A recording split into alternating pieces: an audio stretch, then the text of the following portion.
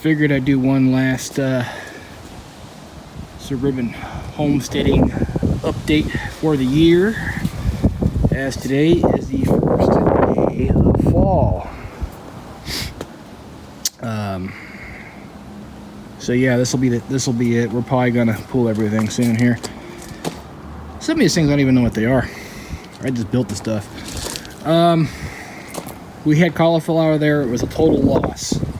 Aphids. Not sure what that is. I think it's mint or celery. I don't know. So I'll tell you what's worked for us and what hasn't.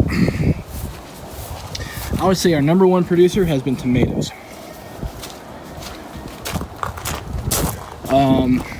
These little dinky tomatoes, the juice isn't worth the squeeze on those things, but we have been harvesting tomatoes like crazy, and I'll show you some of our. We've been canning it and freeze-drying. We're not going to plant these little ones next year. I'd say our second biggest producer has been zucchini. In fact, we got another one, right? Holy smokes, I thought this thing was done. I'll have to pull that.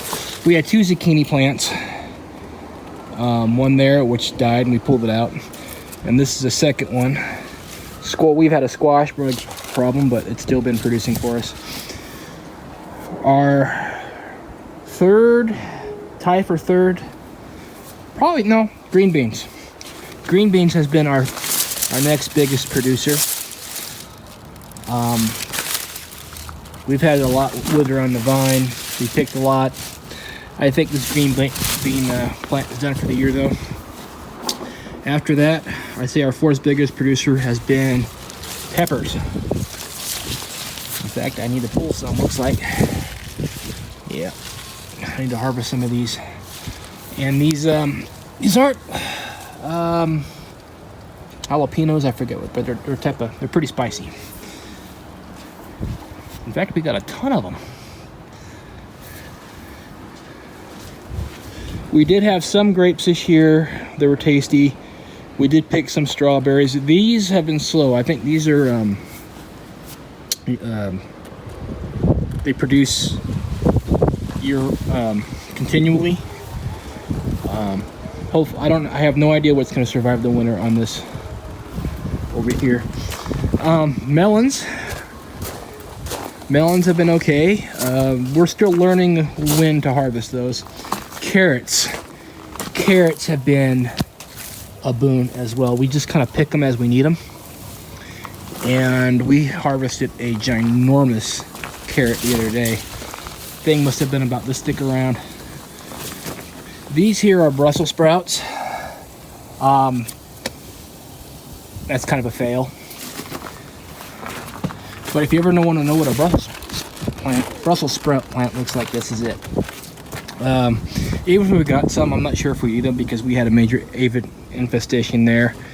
And I think we had broccoli right here, and that was a total loss from aphids. As it turns out, aphids and ants have a symbiotic relationship, and we had a ton of ants come up underneath our porch here. One brings the other. If you have aphids, you're going to get ants. You get ants, you're going to get aphids, I guess. So we're going to have to get on top of the neem oil on that next year. I think this was supposed to be cucumbers. And looks like I need to pull some too. Yeah, I thought we were pretty much done, but I still have to harvest some.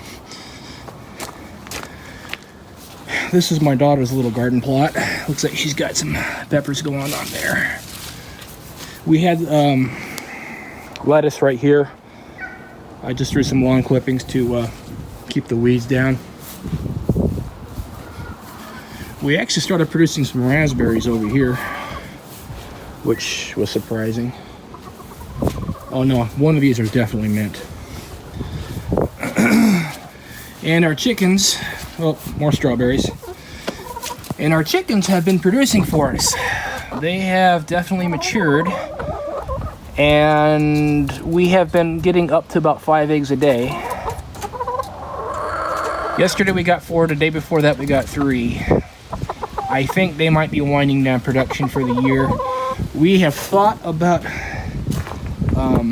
putting in a lighting in the run to keep them laying, so they have a amount of daylight, at least 12-14 hours of daylight to keep laying through the winter, but I think we're just going to let them rest. We'll probably do store-bought eggs. Unless we run into there's supply issues, then we'll install the lighting and try to get them laying again during the winter, but I don't think that's going to be the case. We're more concerned about keeping their water not frozen and keeping them warm in their coop.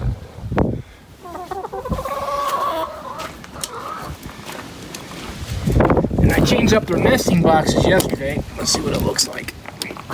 Oh, we got 1 egg already. Sweet. Alright, well, I'll get that egg out later. I'm gonna wait till they're done laying, I think. Actually, my daughter likes to go and pick out the eggs. If I pull them all out, she can be mad at me. Alright, well, after these plants are well and truly done, we're going to go ahead and pull everything out and till in some mulch compost. Which, by the way, if you use those, ooh, is that getting moldy? If you use those sawdust pellets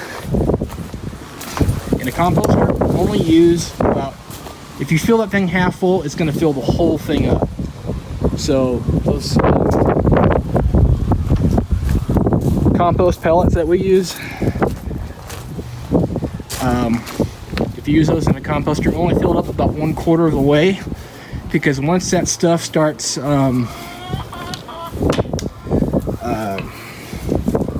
decomposing and breaking apart, it expands a lot more than you think. So if you use these in your composter, leave yourself room for that expansion.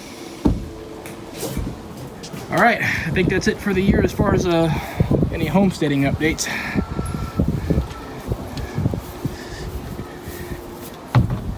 Have a good one.